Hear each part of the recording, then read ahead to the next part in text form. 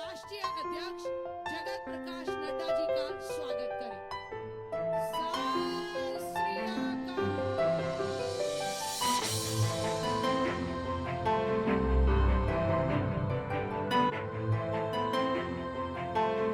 एक बार जोरदार तालियों से अभिनंदन और स्वागत कीजिए हमारे राष्ट्रीय मंत्री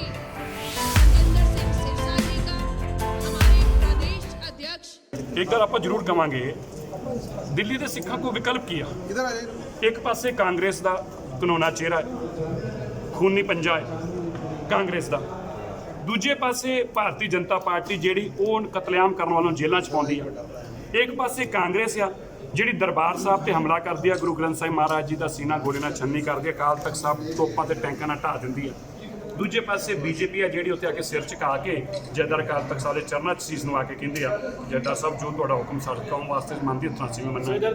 ਇੱਕ ਪਾਸੇ ਦੇਸ਼ ਦੇ ਅੰਦਰ ਕਤਲੇਆਮ ਕਰਨ ਵਾਲਿਆਂ ਨੂੰ ਨਾਲ ਬਿਠਾਇਆ ਜਾਂਦਾ ਹੈ, ਸੱਜਣ ਕੁਮਾਰ ਜਗਦੀਸ਼ ਟਾਈਟਲ, ਔਰ ਦੂਜੇ ਪਾਸੇ ਦੇਸ਼ ਦੇ ਪ੍ਰਧਾਨ ਮੰਤਰੀ ਸਾਡੀ ਉਸ ਮਾਤਾ ਨੂੰ ਬਿਠਾਉਂਦੇ ਨਾਲ ਜਿਹਦਾ ਪਰਿਵਾਰ ਸਾਰਾ ਜਿੰਦਾ ਜਲਾ ਦਿੱਤਾ ਗਿਆ ਸੀ 1984 ਦੇ ਅੰਦਰ। ਇੱਕ ਪਾਸੇ ਉਹ ਨੇ ਜਿਨ੍ਹਾਂ ਨੇ ਸਾਡੇ ਗੁਰਦੁਆਰੇ ਸਾਡੇ ਤੋਂ ਖੋਏ, ਤੇ ਦੂਜੇ ਉਹ ਨੇ ਜਿਨ੍ਹਾਂ ਨੇ ਕਰਤਾਰਪੁਰ ਸਾਹਿਬ ਦੇ ਲਾਂਘੇ ਵਾਸਤੇ ਅਰਦਾਸ ਕਰਕੇ ਤੇ ਗੁਰੂ ਨਾਨਕ ਦੀ ਕਿਰਪਾ ਸਦਕੇ ਉਹ ਲਾਂਘਾ ਖੁਲਵਾਇਆ ਔਰ ਸਾਨੂੰ ਬਿਨਾਂ ਵੀਜ਼ੇ ਦੇ ਦਰਸ਼ਨ ਕਰਨ ਜਾ ਸਕਦੇ ਹਾਂ। ਸੋ ਇੱਕ ਪਾਸੇ ਉਹ ਨੇ ਜਿਨ੍ਹਾਂ ਨੇ ਔਰੰਗਜ਼ੇਬ ਦਾ ਇਤਿਹਾਸ, ਬਾਬਰ ਅਕਬਰ ਦਾ ਇਤਿਹਾਸ ਸਾਨੂੰ ਕਿਤਾਬਾਂ 'ਚ ਜਬਰਨ ਪੜ੍ਹਾਇਆ, ਔਰ ਇੱਕ ਪਾਸੇ ਉਹ ਨੇ ਜਿਹੜੇ ਸਾਹਿਬਜ਼ਾਦੇ ਬਾਬਾ ਜ਼ੋਰਾਵਰ ਸਿੰਘ, ਬਾਬਾ ਫਤਿਹ ਸਿੰਘ ਜੀ ਦਾ ਇਤਿਹਾਸ ਪੂਰੇ ਦੇਸ਼ ਨੂੰ ਪੜ੍ਹਾਉਣ ਦਾ ਕੰਮ ਕਰਦੇ ਪਏ ਨੇ।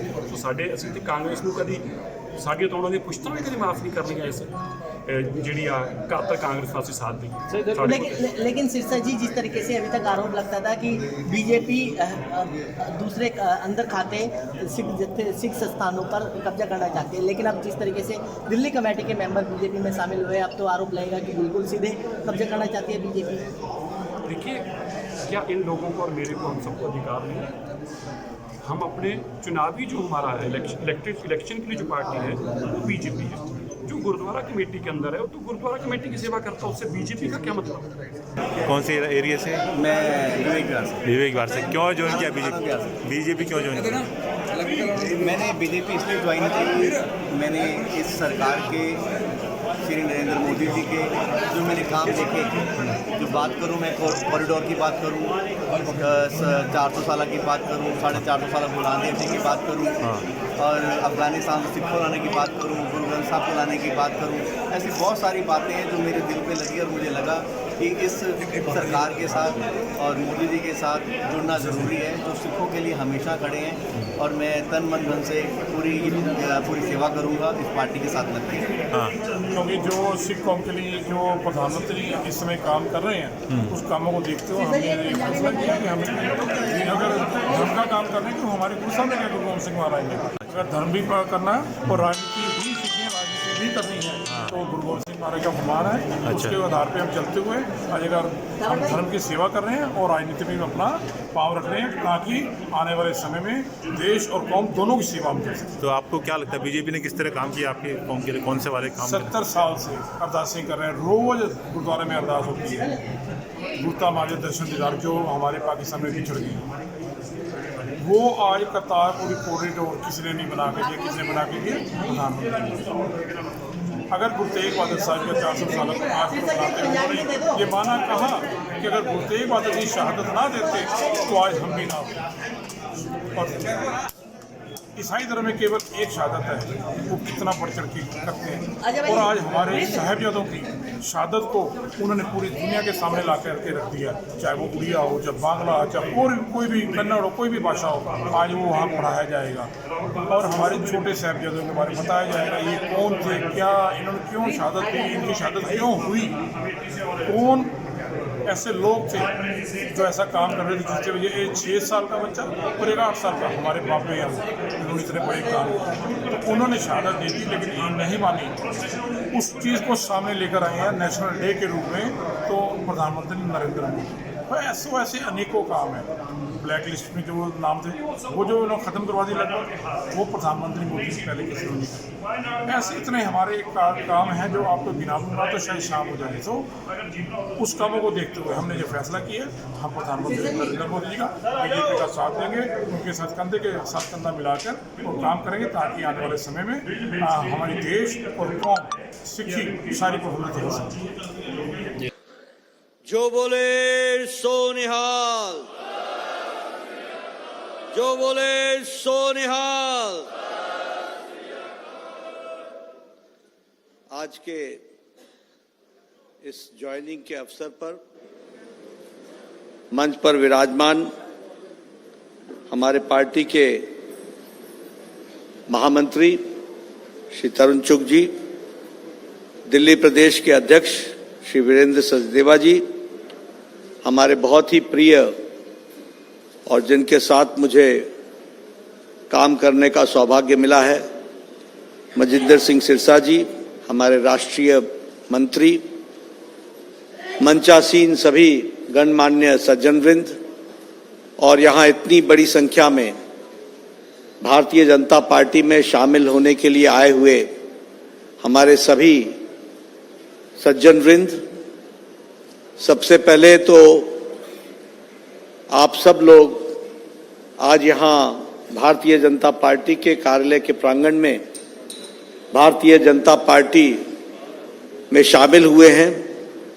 मैं अपनी ओर से और पार्टी की ओर से आप सबको भारतीय जनता पार्टी में आने का हार्दिक अभिनंदन करता हूं, स्वागत करता हूं।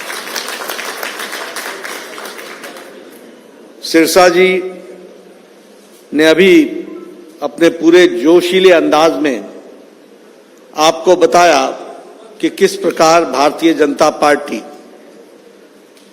अपने सिख भाइयों के साथ मिलकर, जिन्होंने देश की एकता, अखंडता, देश की एकजुटता और राष्ट्र के प्रहरी के रूप में आपने देश की सेवा की है, उन सब लोगों को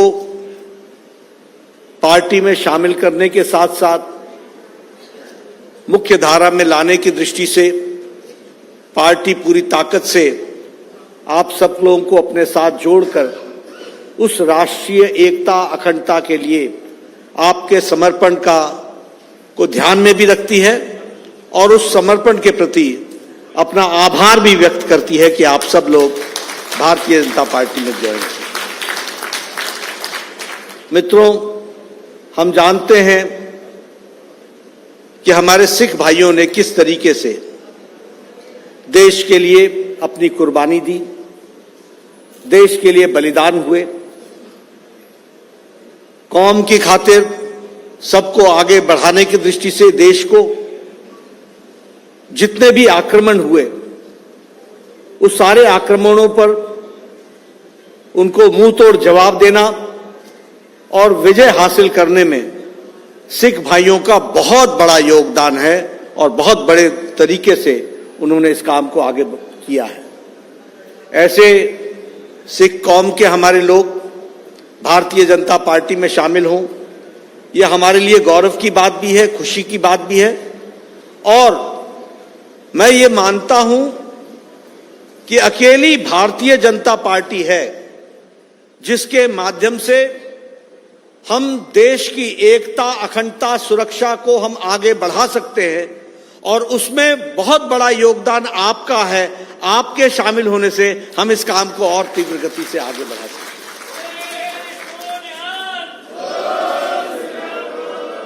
मैं आपका ज्यादा समय नहीं लूंगा, लेकिन एक बात जरूर बताना चाहूंगा कि सिख कौम के बारे में सब लोगों ने राजनीति करने की दृष्टि से तो बड़े बड़े वायदे भी किए, बहुत बड़ी बड़ी बातें भी कही और सिख भाइयों को अपने साथ जोड़ने के लिए हर तरीके के प्रलोभन भी देने का प्रयास हुआ। लेकिन सिख कौम के लिए अगर किसी ने सही मायने में काम किया तो वो हमारे प्रधानमंत्री श्री नरेंद्र मोदी जी ने काम किया। और मैं ये सिर्फ कहने के लिए नहीं कह रहा हूं, सिर्फ इसलिए नहीं कह रहा हूं क्योंकि वो हमारे पार्टी के और देश के प्रधानमंत्री हैं, इसलिए बोल रहा हूं। इसको धरती पर किसी ने उतारा तो प्रधानमंत्री मोदी जी ने उतारा, और उनको बहुत लगाव है। आप सब लोगों को शायद पता नहीं होगा, लंबे समय तक वो पंजाब के प्रभारी रहे। उन्होंने पंजाब का कोई ऐसा शहर नहीं है, कोई ऐसा जिला नहीं है जहां वो गए नहीं और जहां उन्होंने घूमे नहीं या उसकी जानकारी हासिल नहीं की। इसलिए उनको विशेष लगाव रहा है, और इसी लगाव के दृष्टि से आप देखेंगे बहुत लंबे समय से हम कहते थे कि FCRA का रजिस्ट्रेशन हो।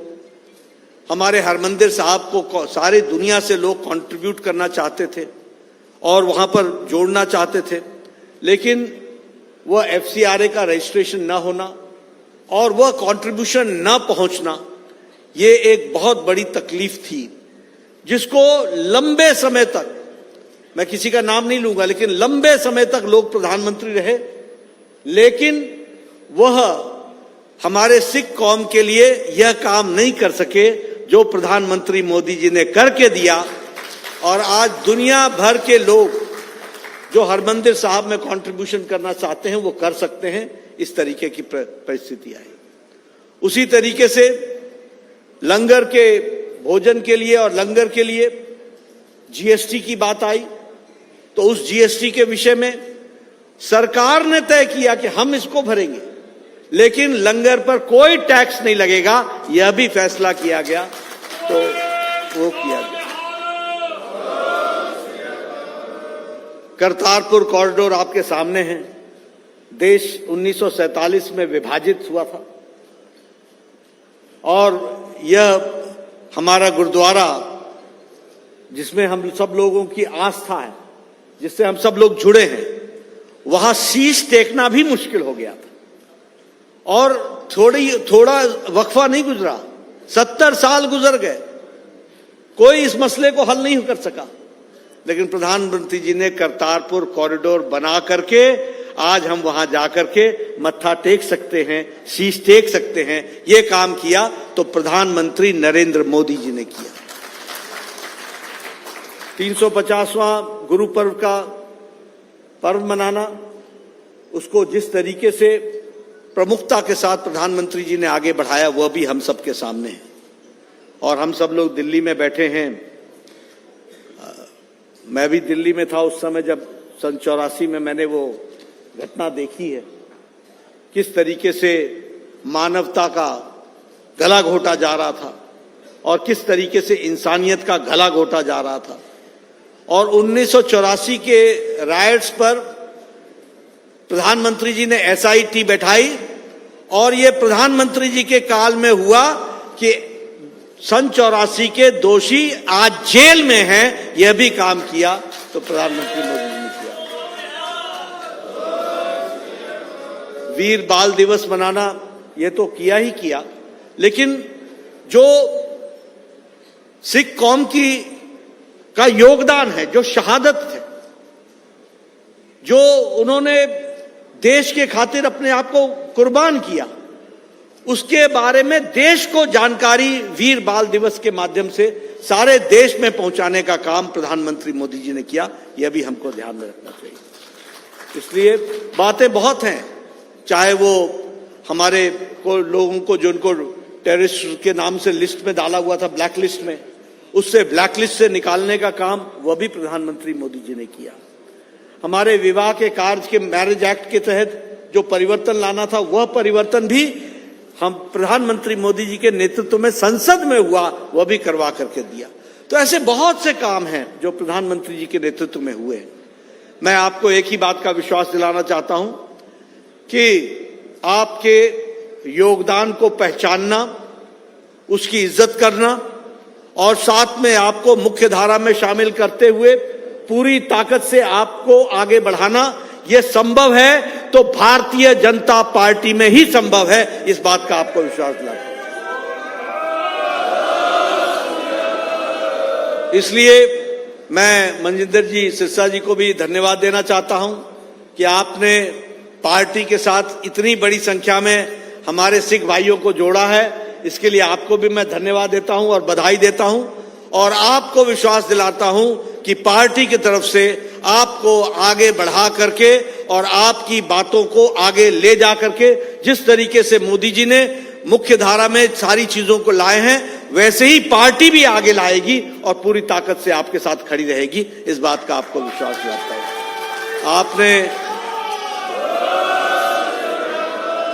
आपने बड़े शांति से मेरी बात सुनी, इसके लिए आपको विशेष करके धन्यवाद।